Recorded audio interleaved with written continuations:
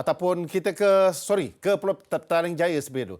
Ke Petaling Jaya di mana perlawanan yang membabitkan pasukan PJ City ura-uranya nak tutup pada tahun depan berdepan dengan pasukan Selangor FC. Harap-harap perkara ini tidak berlaku iaitu untuk PJ City menarik di pada musim hadapan. Bersama dengan Fina Nasrum di sana. Silakan.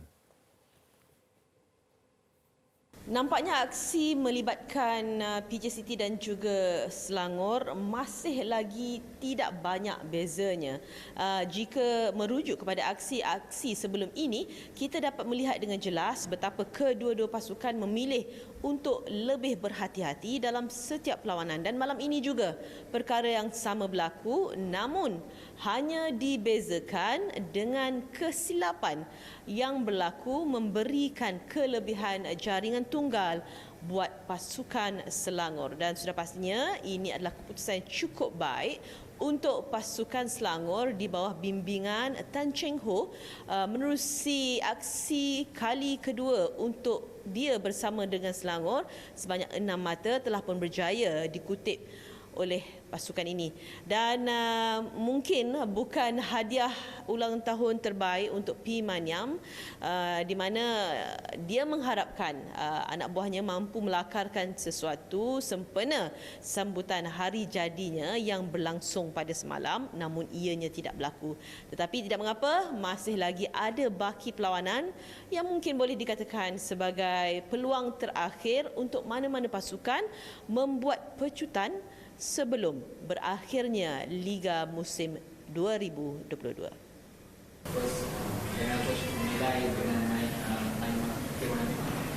Ya, memang kita dapat menjaringkan gol yang cukup penting untuk kita lah. 3 mata itu memang kita dah hargakan kemenangan tersebut lah, kerana kita tahu PJ City 4 perlawanan terakhir mereka menunjukkan satu prestasi yang cukup baik, dan dari segi pertahanan mereka memang cukup kental lah. Akhirnya kita dapat walaupun banyak peluang juga kita tidak dapat menjaringkan gol, tetapi kemenangan ini cukup bermakna untuk pasukan. Mungkin hasil coach 2 kemenangan, so far coach melihat coach ready dah boleh masuk under coach. Ya, memang pemain-pemain dah cuba adapt situasi perlawanan dan juga taktikal pasukan, dan of course saya rasa setiap hari pemain juga meningkat double effort mereka dalam latihan, dan yang penting boleh nampak mereka cukup committed dalam perlawanan dan very fokus dalam 90 over minute lah.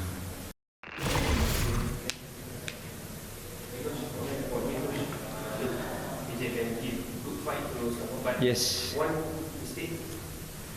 Ya, macam you beritahu, I think we deserve at least 1 point, or I deserve 3 point. We play some good football, and kita pun create banyak peluang untuk menjaringkan gol. Only thing we didn't score goal.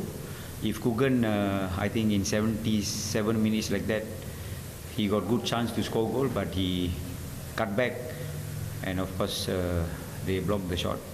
But overall, PJ City, I think they give good fight lah against Selangor team, and Selangor they win 1-0 lah.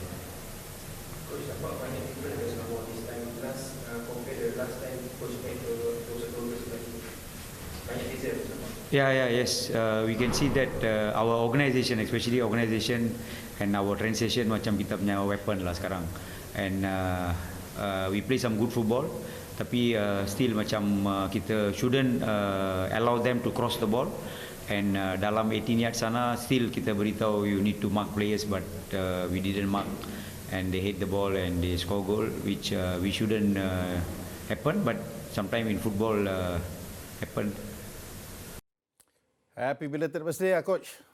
Geng lama tu. Geng lama kita weh. Betul. Sekarang ini berjulatih untuk pasukan PJ City. Tetapi sebelum kita bercerita panjang tentang game ini, satu soalan. Apa akan jadi kalau PJ City take lagi? Apakah wajarnya berlaku?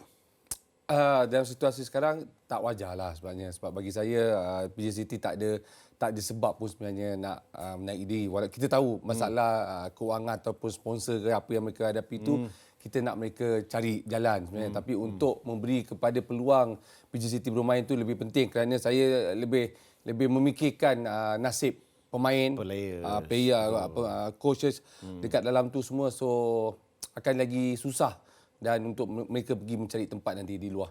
Cheng Ho tadi cakap yang PJ City untuk 4 perlawanan yang lalu sebelum perlawanan dengan pasukan Selangor pada hari ini, mereka ada result draw, menang. Sebelum kali ini menemui kekalahan. Ini menunjukkan dengan barisan pemain-pemain tempatan, mereka dapat kumpul 20 mata. Besar tu. Selepas 20 perlawanan. Ini menunjukkan betapa semangat yang tinggi mereka tunjukkan ini sampai ke penghujung saingan nanti. Selain daripada itu juga, sekarang ini untuk 2 perlawanan yang terakhir, iaitu berdepan dengan Penang FC dan juga menentang pasukan Kuala Lumpur, berapa maksimum poin yang perlu diambil daripada 2 perlawanan tersebut? Kalau diambil kira, saya lebih tertarik kalau mereka boleh dapatkan 4. Untuk dua perlawanan tu. Itu yang saya fikirkan. Itulah KL bukan mudah tapi curi poin. Penang bukan nak menidakkan Penang tapi mereka belum menang. Yang lebih tertarik sebelum perlawanan ni, kita pun dapat lihat bahawa dia berkejar tu kedudukan dia dengan Selangor, dan kali ini bila dah tolak Selangor naik ke atas menang, so dia akan berebut pula dengan Pahang. So dekat sini saya dapat lihat bahawa persediaan ataupun corak permainan individu dan berpasukan PJ City yang menyebabkan pasukan ini dia dalam keadaan tersendiri sebenarnya. Dan lebih tertarik sebenarnya, saya dapat satu perkara, mereka fit. Mereka antara pemain cergas yang fit dalam pasukan. Betul. Ini yang diterapkan, iaitu pendekatan bukan setakat taktikal tetapi juga mengenai kekuatan fizikal daripada pemain-pemain PJ City untuk menghadapi perlawanan-perlawanan yang kompetitif dalam saingan di Liga Super ini. Alright, berbalik kepada perlawanan ini. Keputusan dalam pusingan yang pertama pada 21 hari bulan Ogos yang lalu menyaksikan PJ City menang 1-0 hasil jaringan tunggal yang dijaringkan oleh Darren Lock pada minit ke-58. Kali ini menerusi seorang pemain baru, seorang penyerang berbakat yang beraksi dengan pasukan bawah 19 tahun negara, iaitu Daniel Asri, minit yang ke-81. Tapi sebelum itu juga jangan lupa bahawa siapa yang assist? Mukhairi Ajmal juga yang assist. Minggu lepas, dalam perlawanan yang lalu dah skor daripada jarak jauh, dan kali ini dengan melakukan assist. Jadi fungsi beliau untuk pasukan Selangor di bawah Tan Cheng Ho. Dua pemain ni kalau Haji nak kaitkan, saya tertarik dari segi percaturan Tan Cheng Ho dulu untuk menolak Mukhairi Ajmal setelah 2 pertukaran. Daniel dan Alexander masuk. So Alexander duduk tengah, tolak Mukhairi pergi ke sebelah kanan. Crossing terjadi dan Daniel Asri pemain yang saya tahu dia dalam keadaan sukar untuk merebut tempat ke sebelasan utama. Of course. Tetapi Selangor terpaksa tunggu minit ke-81 untuk mendapatkan gol hasil daripada pertukaran taktikal pemain yang dibawa masuk. Dan pada saya ini antara salah satu taktikal yang mereka guna pakailah, sebab tadi Coach Maniam pun dah beritahu tidak menutup ruang kepada pemain Selangor untuk membuatkan hantaran lintang dan menyebabkan mereka tewas. Baik. 2 kemenangan berturut-turut, iaitu yang ketiga dalam 5 perlawanan untuk pasukan Selangor. Kedudukan mereka agak selamat, iaitu di tangga yang ke-7 sekarang ini dengan 2 perlawanan berbaki, iaitu 11 hari bulan Oktober ini nanti akan berdepan dengan kawan lamanya, iaitu S. Balachandran, iaitu pembimbing untuk pasukan Sarawak United.